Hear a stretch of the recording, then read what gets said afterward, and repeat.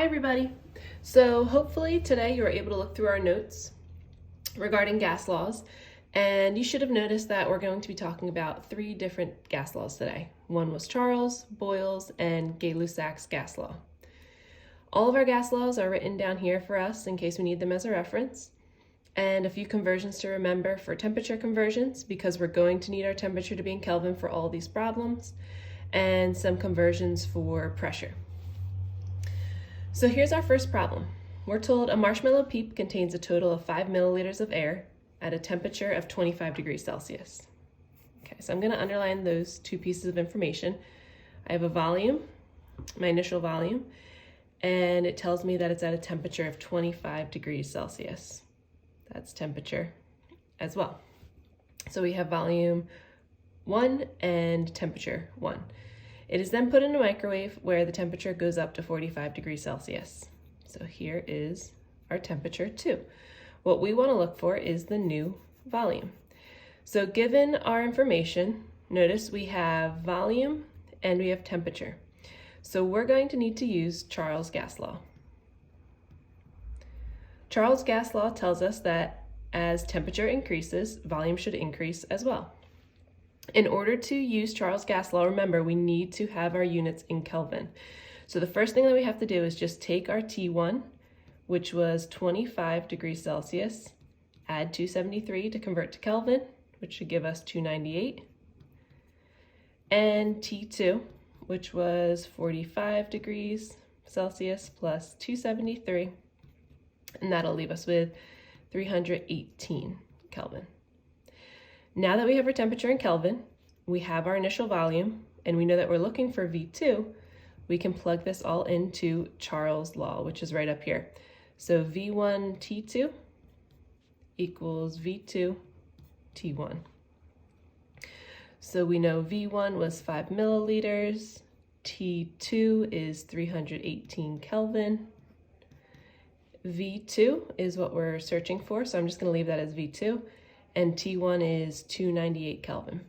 So to solve this, we'll multiply 5 by 318, and then we'll end up dividing by 298, and that should leave us with V2 being 5.3 milliliters.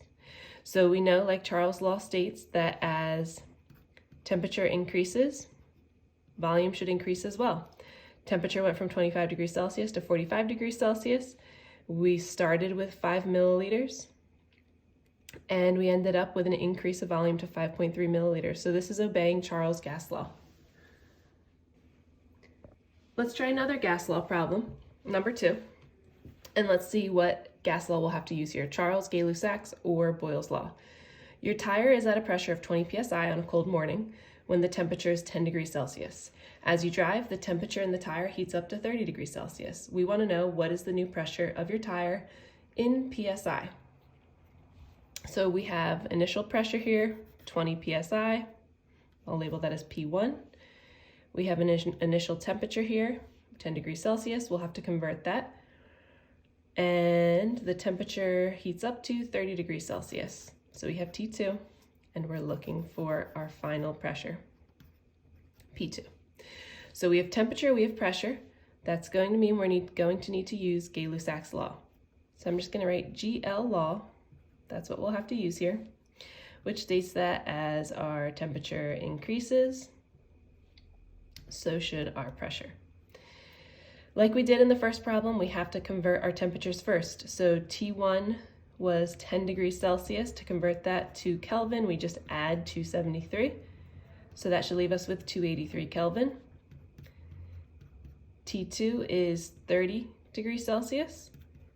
Add 273. And that should leave us with 303 Kelvin. If we look back up at our reference here, we know that Gay-Lussac's law states P1 T2 equals P2 T1. So we just have to plug in our values.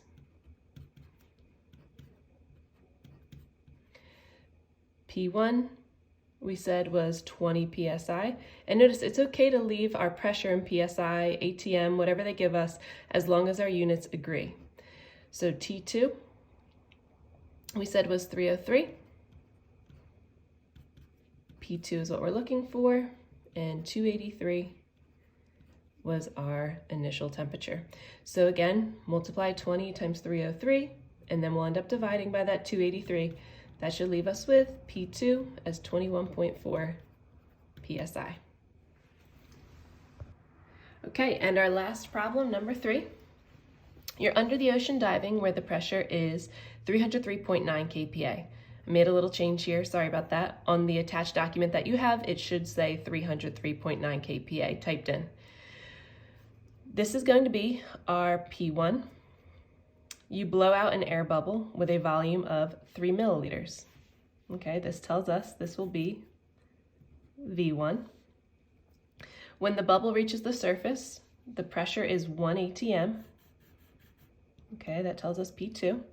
We want to know what is the new volume. So we have pressure, we have volume. If we look up at our gas laws, that's going to be Boyle's law. It contains pressure and volume. So I'm going to write down here, we're using Boyle's law, which tells us that as pressure decreases, volume will increase.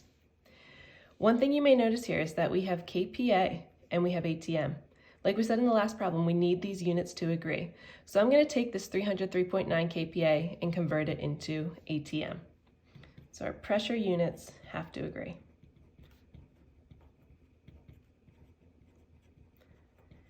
Like we looked at in our last set of notes, if we need to convert pressures, which in this case we have 303.9 kPa, we need this in atm so that our units can agree. So if we look up here at our unit conversion, we know that if we have 101.3 kPa, that'll be the equivalent of 1 atm. So we just have to do a little bit of dimensional analysis. 101.3 kPa will go in our denominator, and that's equal to 1 atm. If we solve for that, we should find out P1 is 3 atm. So now our pressures agree. We have our volumes. All that's left to do is plug it into Boyle's law, which again is at the top of the sheet if we need to reference it. P1 V1 equals P2 V2. So P1, we said down here we converted to 3 atm, so we'll plug in that 3 atm for P1. V1 is going to be our 3 milliliters that we have here. P2 is 1 atm, and V2 is what we're looking for. 3 times 3 will give us 9. Divide by 1, still leave us with just 9 milliliters.